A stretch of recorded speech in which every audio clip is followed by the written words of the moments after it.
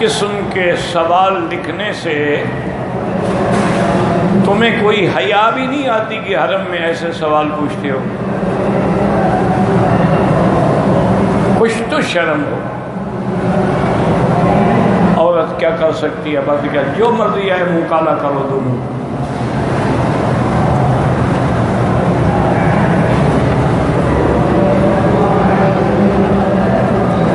اگر جمعے کے دن خطبے میں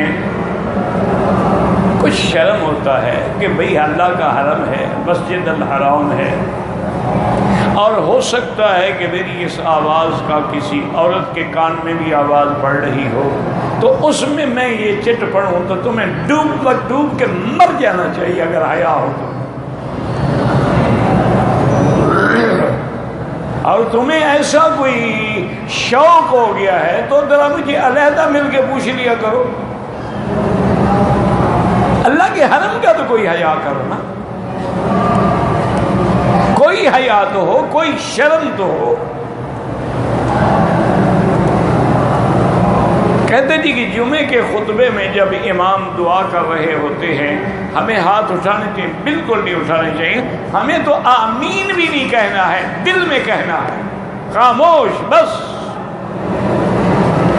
جب منبر پہ امام آ جائے اور کہے اللہ السلام علیکم، بس ہر چیز بند، بولنا، چالنا، تبلیغ، تقریر، امر بن ہر چیز بند ہے۔ حتیٰ کہ حضور نے فرمایا اگر یہ بندہ بول رہا ہے اس کو تم نے کہا یار چپ کرو تو تمہارا ثواب بھی ختم ہو گیا، فقد لغوت، تیرا ثواب بھی لغو ہو گیا۔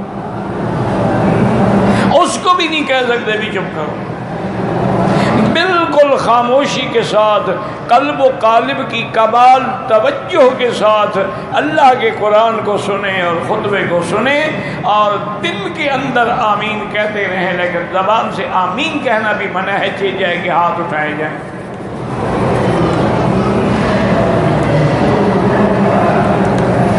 اگر پہلی جماعت گزر جائے اور مسجد معین ہے، وہاں امام معین ہے، جماعت معین ہے، تو دوسری جماعت سے امام ابو حنیفہ رحمۃ اللہ علیہ منع فرماتے ہیں۔ وہ کہتے ہیں اس طرح لوگ عادی ہو جائیں گے، جب آئیں گے جماعت کرا لیا کریں گے۔ اس لیے جماعت ثانی نہیں ہونی چاہیے، الا کوئی راستے کی مسجد ہے، جیسے مدینہ منورہ جاتے ہیں راستے میں مسجد ہے، وہاں ہوتی رہیں گی جماعتیں کیونکہ وہ راستہ ہے۔ لیکن محلے کی مسجد ہے، اس کی عزت و عظمت کا تقاضا یہ ہے کہ ہر آدمی پہلی جماعت میں شریک ہو۔ اچھا، اگر مجبوراً کبھی ایسا ہو جائے تو مسجد کے اندر جہاں جماعت ہوئی ہے وہاں دوسری جماعت نہ کرے، باہر کھڑے ہو کے کریں۔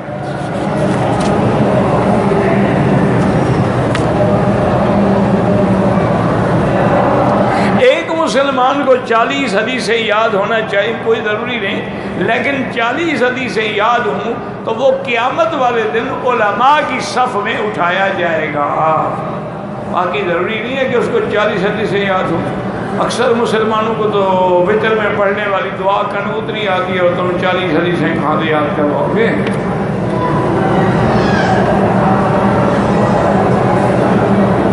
اگر فجر کی 2 رکعت نماز سے پہلے قضا ہو جائیں، افضل یہی ہے کہ سورج نکلنے کے بعد جب سورج اوپر چڑھ جائے، یہ جو گھڑیوں میں لکھا ہوتا ہے نا شروق، یہ سورج نکلنے کا وقت ہے، اس کے تقریباً 15-20 منٹ کے بعد نماز اشراق کا وقت ہوتا ہے، چونکہ حدیث میں آتا ہے کہ سورج نکلنے کے بعد قید رمح، ایک نیزے کے برابر اوپر ہو جائے، اس وقت پڑھ لیں۔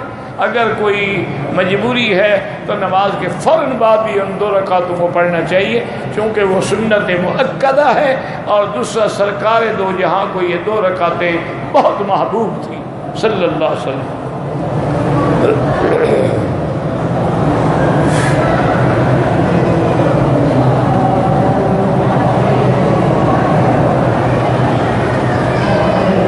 کہتے ہیں جی کہ ایک دوست کے چھوٹے بچے، یہ ایک نشان ہے جو کبھی کبھی دکھائی دیتا ہے، اس کے بعد وہ نشان جو ہے چمک جاتا ہے، مجھے نہیں پتا کیا نشان ہے، کیا دکھائی دیتا ہے۔ یہ کسی طبیب سے یا حکیم سے رجوع کریں۔ مجھے نہیں پتا وہ آپ کو کیا نشان دکھائی دیتا ہے۔ فرض تو وہی ہے جن کو اللہ نے قرآن میں فرض کیا، واجب یہ ہے کہ جس کے وجوب کا حضور نے امر فرمایا۔ سنت مؤکدہ کا معنی ہے جو حضور پاک نے پابندی سے ادا کی ہیں، کبھی نہیں چھوڑی۔ غیر مؤکدہ کا معنی ہے کبھی پڑھی ہے کبھی نہیں پڑھی، اور نفل کا تو معنی ویسے ظاہر نماز ہے۔ وَمِنَ اللَّيْلِ فَتَهَجَّدْ بِهِ نَافِلَةً لَكَ۔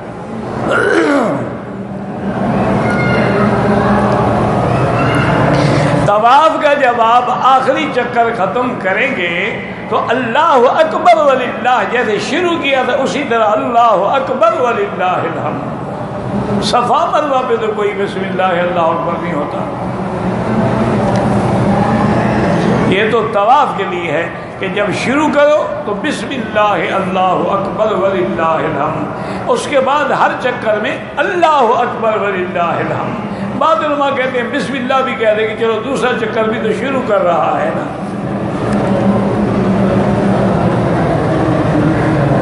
جی ہاں، سجدے کے وقت میں ہاتھ جو ہیں کونیاں اٹھی ہوئی ہوئی ہیں، زمین پہ نہ پڑی ہوں۔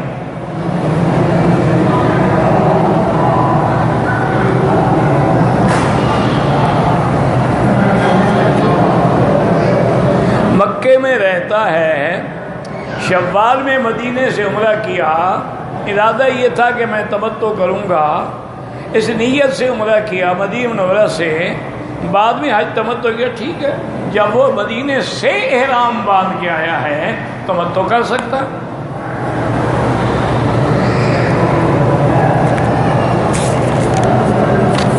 میقات کے باہر سے جو لوگ آئیں گے نا، یاد رکھو، مثلا پاکستان سے آئیں، انڈیا سے آئیں، کہیں سے آئیں، تو ان کو تینوں حج کرنے کا اختیار ہے، چاہے حج افراد کا احرام باندھ لیں، چاہے عمرے کا باندھ کے پھر حج کا احرام باندھے تمتع ہو گیا، چاہے حج اور عمرے دونوں کو ملا کے قران کا احرام، ان کی مرضی۔ اسی طرح ایک آدمی مکہ مکرمہ میں رہتا ہے، مدینہ شریف چلا گیا، اب وہ گویا میقات کراس کر کے اب آئے گا تو میقات کے باہر سے آئے گا، اس لیے اس کی نیت بھی یہ تھی کہ میں عمرہ کر لوں اور تمتع کروں گا، انشاءاللہ تمتع ہو جائے گا۔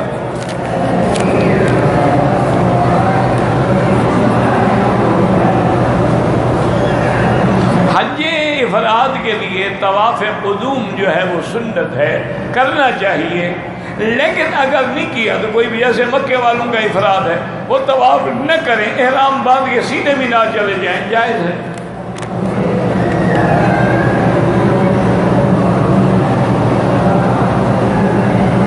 اگر کسی نے حج کے مہینوں میں عمرہ کیا ہے، حج کا ارادہ تھا لیکن نہیں کیا تو کچھ نہیں۔ مکہ میں رہنے والے کسی مرحوم کے لیے حج کرنا چاہتا ہے تو افراد، مکے والے تو بھائی کریں گے ہی افراد نا، وہ تو تمتع قران کر ہی نہیں سکتے، اور ویسے بھی حج بدل جو ہے وہ حج افراد ہی ہوتا ہے۔ اگر تمتع یا قران ہو تو کرانے والے سے اجازت لینی پڑتی ہے، ورنہ حج بدل ہمیشہ حج ہوتا ہے، حج افراد۔ اور یہ دیکھ لو کہ جس کا تم حج بدل کرنا چاہتے ہو، کیا اس پہ حج فرض تھا، یعنی پیسے والا تھا، یا غریب تھا؟ اگر غریب تھا تو نفلی حج ہے، وہ تو مکے میں رہتے ہوئے کر سکتے ہو۔ اگر وہ امیر آدمی تھا اور اس پر حج فرض تھا تو افضل یہ ہے کہ اسی کی بستی سے کوئی آدمی آ کے اس کے لیے حج بدل کرے۔ اگر بستی سے نہ آ سکے تو کم از کم کوئی آدمی مدینے کی میقات سے یا طائف کے میقات سے احرام باندھ کے اس کے لیے حج کرے۔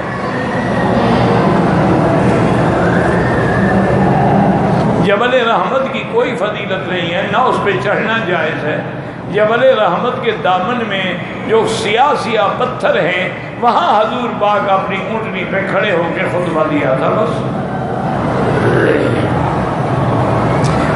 بال رکھنے بالکل سنت ہے، یہاں تک بھی رکھ سکتے ہیں، یہاں تک بھی رکھ سکتے ہیں، یہاں تک بھی رکھ سکتے ہیں، لیکن وہ رکھنے ہیں تو پھر باقاعدہ ان کو سنبھالے، کنگھی دے اور مانگ درمیان میں نکالے۔ یہ آج کل جو ہپی بنے ہوئے ہیں، منہ نظر نہیں آتا، بالوں میں چھپا ہوا ہوتا ہے جیسے بچو کا منہ ہو، تو یہ تو ناجائز ہے۔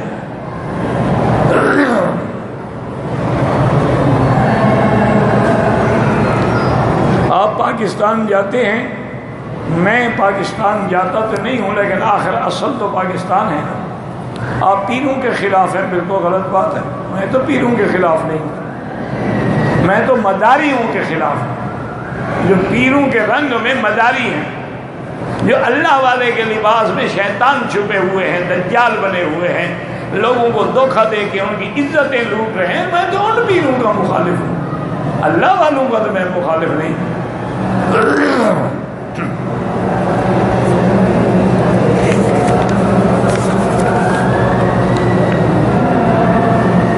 میں مکہ مکرمہ میں کام کرتا ہوں.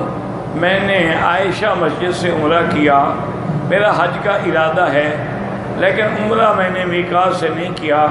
بہرحال آپ پر ویسے عمرہ کرنے کی وجہ سے دم پڑ گئی. یہ تمتع نہیں ہے آپ کا. آپ نے عمرہ نہیں کرنا تھا اشہر حج میں. اشہر حج میں آپ نے مکی ہو کے عمرہ کر لیا تو امام صاحب کے نزدیک دم جبر ہے، یعنی جرمانے کی بکری ہے. البتہ حنابلہ کے نزدیک گنجائش ہے، وہ کہتے ہیں حج کرے گا تو تمتع ہو جائے گا.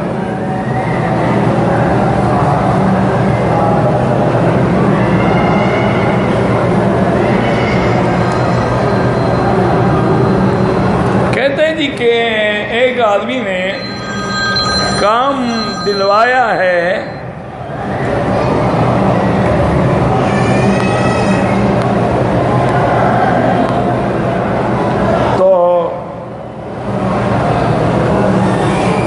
اچھا کام دلوایا، اس کو فی میٹر پیسے دیتا ہوں. بالکل حرام ہے. کام دلوانے کا یعنی کیا وہ رشوت لے رہا ہے، کیا لے رہا ہے؟ آخر کمیشن لے رہا ہے. اس کے باپ کا کام ہے، اس نے بھی تو کسی سے کام لیا ہے نا. ہاں وہ کام مثال کے طور پہ میں ٹھیکیدار ہوں، میں نے 10 ریال فی میٹر کام کا ٹھیکہ لے لیا. اب میں اگلے آدمی کو 8 ریال میں دے رہا ہوں، کوئی بات نہیں. لیکن یہ نہیں کہ کام تو کمپنی کا ہے، میں درمیان میں اپنا کمیشن بنا رہا ہوں، وہ حرام ہے.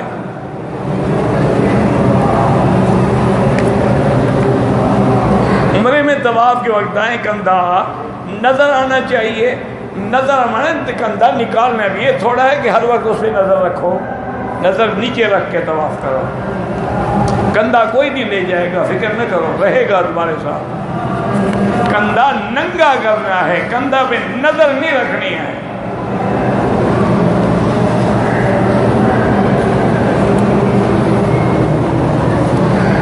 کہتے جی ہمیں بطور ایک مسلمان خلائی مخلوق پہ، مجھے کیا پتا خلائی مخلوق کیا ہوتی ہے؟